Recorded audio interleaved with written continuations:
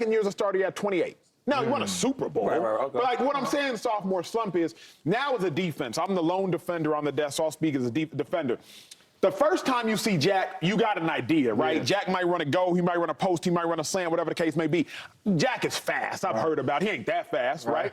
Till he get by you for 60. So you feel it? Second time you see Jack, now you playing off at 12 yards and you instantly bailing. That's good. You instantly pedaling. Jack, if you're going to beat me for 60, you're going to have to work a little bit harder. Sure. You got some film. You got some film on you. The first time you see C.J. Stroud, and not just C.J. Stroud, the first time you see Bobby Slowick, Texans offensive coordinator, you don't really know what they do, what they like to dial up, what formational tendencies they have. The second time you see him, oh, I got a little bit of an idea. So I don't think C.J. Stroud will sophomore slump because I think the team is too talented. Tank Dell, Stephon Diggs, Nico Collins, Dalton Schultz, Mechie, Joe Mixon. I think the team, Jack, is too talented.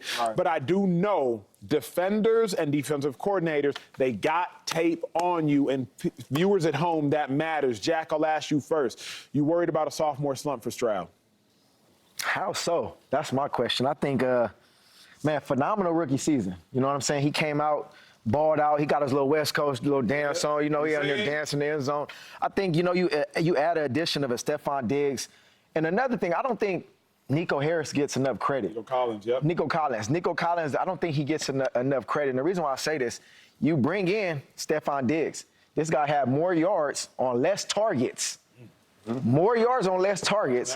Tied touchdowns. They both had 8 touchdowns last year. I just think, you know, adding a run game, adding, you know, Joe Mixon, who's going to be a dog in between. I just see this second year. I don't see him running into a sophomore slump. I actually have a great relationship with him. In this offseason, I've seen a big change. And the reason why I say that, because you add a guy like Stephon Diggs, you hear a lot of things about in Buffalo, his experience with Josh Allen, how they didn't really get along, and there was things in the locker room. But one thing about Stroud, he's a very personal guy. He's calling the guys up. They was actually throwing in Houston. They threw in L.A. He's very personal, man. He's getting them together. They're going bowling. He's doing things off the field. It's not all about football with this guy, man. So I think, you know, C.J. Stroud, this is his year to dive in. I put him as the top 10 QB in the league this year, man. I'm looking for him to have another great year. Sophomore slump, Joy Taylor, do you foresee one or no? No, I don't, mainly because I think we're contextualizing this season a little inaccurately. How so? He wasn't spectacular through the entire season. They weren't great through the entire season. He got better as the season went along. That's true. And even through that, he still had some rookie moments. I mean, the Week 14 game against Zach Wilson, blowout loss. He was knocked out late with a concussion, missed the next 2 games with a concussion. Through Week 8, they were 3-4. But Texans versus Stroud, because remember, he started the year 14 touchdowns, 1 pick. He finished with 23 passing touchdowns. 25 interceptions. What kind of slump are we talking about? He gonna finish with 19 touchdowns? Like, what I'm saying is, I think he has a lot of room to grow. Yes, we think because of how the season ended, that the entirety of his season was flawless and he was coming out every single week and looking like he looked at the end of the season, and that's not true. I think he had a spectacular season. I'm very impressed with him.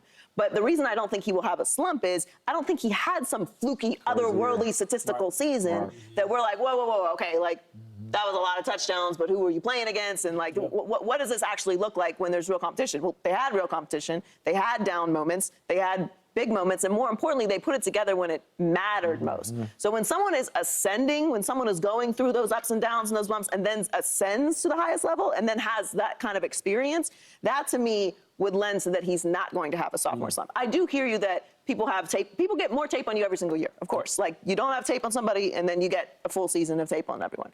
But he also gets better as well. Correct. D'Amico is no longer a rookie quarterback. And while you're asking me about C.J. Stroud, the head coach, yes, is no longer a rookie coach. You're asking about C.J. Stroud. The other factors have to count as well. They got better as a team. The coach is no longer a rookie coach. All of those things affect particularly the quarterback position. So I'm not worried about him at all, mostly because I watched him through his entirety of his rookie season overcome things and get better. And that's what you want to see from a rookie. Hell no. I ain't waste no time with hell no. I don't see no slump. When I see C.J. Stroud, I see an amazing player, right? I see a young kid that loves the game. A lot of players, they play this game for money, for fame, for women. When I watch him, he plays for success. He loves it. He enjoys. What you play for? All of the above. The fame. Yeah. A, B, the C, D, and E. The shady box. You know what I mean? So when I watch him, like, you talk about a slump. First of all, the biggest jumps in football is from year 1 to year 2. I remember when I was playing as a rookie, right? Now, I was blessed to have guys like Deshaun and Don McNabb and all these other guys taking all the pressure off me, but I was just trying to not mess up. I had about 600-700 yards. I had a cool year, but the next year, I took off. 1,000 yards plus. Sure. So, but it's small things like, maybe if a team might get me with disguising the coverage, they might get me here, might get me there, right? Yeah. Now he's aware of that, and he's on it. And then another thing is, we prayed him how, he did a great job, right? Great rookie season. The team didn't do that. What did they do? They got better on defense, right? Yeah. What did they do? They got better on offense. Yeah. And I got to do this real quick.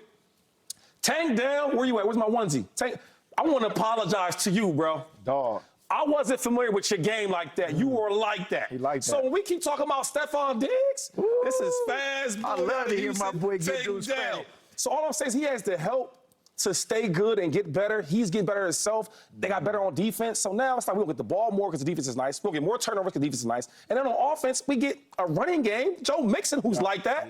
Yeah. It's hard for me to see him struggling because he's a good player. He loves the game. He's getting better himself. Deshaun talked about how he's training with the guys and et cetera. And then you look at the team around him. Here's my only thought is this, right? Because I agree with all it's twofold, though, is now the Texans are the hunted. Yeah. And it's much harder, Jack, you know this. It's much harder to be shady. You obviously know this. Much harder to be the hunted than the hunter. That's true. Sure. When you're the hunter, it's cake. Nope. Everybody was rolling up against the Texans thinking, we about to give them that work. First and foremost, the roster last year was atrocious as it pertains to on paper. That's right. It was just atrocious. Then you got a rookie quarterback. You lick your chops when you got a rookie quarterback.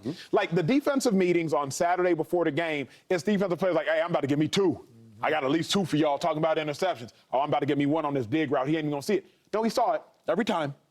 This time around, the Texans are about to be the hunted. Everybody's circling the Texans like, nah, they're not sneaking up on anybody. And that's where I'm like, I do think the Texans got a lot better, but y'all got to realize, and not that y'all don't realize, really saying this rhetorically, like, they not sneaking up on nobody. They getting everybody's best shot. Whether the Bengals sneak up on everybody?